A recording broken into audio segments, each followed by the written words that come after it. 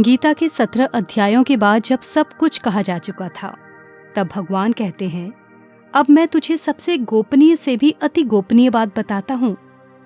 सर्वधर्मान् परित्यज्य मामेकं शरणं व्रज, अहम त्वा सर्व पापेभ्यो मोक्षयिष्यामि मा शुचः। तू संपूर्ण धर्मों का आश्रय छोड़कर केवल मेरी शरण में आ जा, मैं तुझे संपूर्ण पापों से मुक्त कर दूंगा, तू चिंता मत कर। तेरा योग क्षेम भी मैं वहन करूंगा, तू निश्चिंत हो जा। तुझे फिर कुछ और करने और कराने की आवश्यकता नहीं है। तुझे फिर कभी जन्म मृत्यु रूपी दुख और क्लेश झेलने नहीं पड़ेंगे। तेरा शाश्वत जीवन आनंदमय होगा। भगवान श्री कृष्ण कहते हैं कि मैं तुझे संपूर्ण पापों से मुक्त कर दूंगा।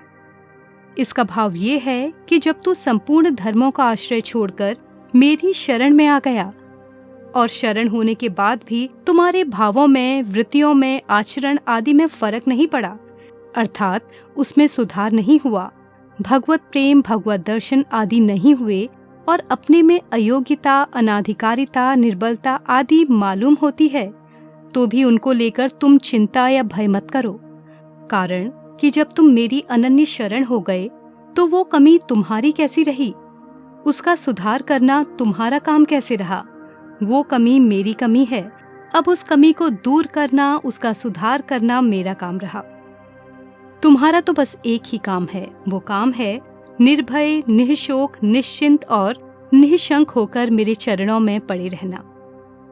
परंतु अगर तेरे में भय, चिंता, वहम आदि दोष आ जाएंगे तो वे शरणागति में बाधक हो जाएंगे और सब भार तेरे पर आ जाएगा।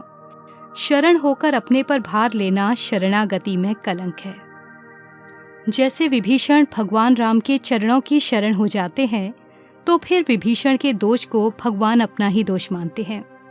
शरणागत होने के बाद भक्त को लोक परलोक, सद्गति, दुर्गति आदि किसी भी बात की चिंता नहीं करनी। शरणागत भक्त मैं भगवान का हूँ, भगवान मेरे हैं, इस भाव को दृढ़ता से पकड़ लेता है, स्वीकार कर लेता है, तो उसके भय, शोक, चिंता, शंका आदि दोषों की जड़ कट जाती है। कहा जाता है कि चारों वेदों का सार उपनिषद में है, उपनिषदों का सार भगवत गीता में है और संपूर्ण भगवत गीता का सार केवल समर्पण है। शरणागति से मनुष्य मोक्ष के साथ साथ भगवान के परम प्रेम को भी प्राप्त कर लेता है। इसलिए भक्त को पापों से अथवा दुखों से मुक्ति पाने की इच्छा न रखकर केवल भगवान की शरण का ही आश्रय लेना चाहिए। कुछ भी चाहने से कुछ सीमित मिलता है, पर कुछ भी न चाहने से सब कुछ असीमित मिलता है। इतना ही नहीं, भगवान भी शरणागत भक्त के वश में हो जाते हैं और उसके ऋणी हो जाते हैं। भगवान श्री कृष्ण ने अर्जुन को निमित्त बनाया और अपना अति सूक्ष्म गोपनीय ज्ञान इस कलयुग में मानव मात्र के लिए छोड़ दिया। भगवद आश्रय से मुक्ति के साथ साथ भक्ति की भी प्राप्ति हो जाती है, जो मानव जीवन का परम लक्ष्य है। भगवद आश्रय गीता का सार है, जिसे भगवान ने विशेष कृपा करके कहा है। भगवद आश्रय में ही गीता के उपदेश की पूर्णता होती है। इसके बिना गीता अधूरी रहती है।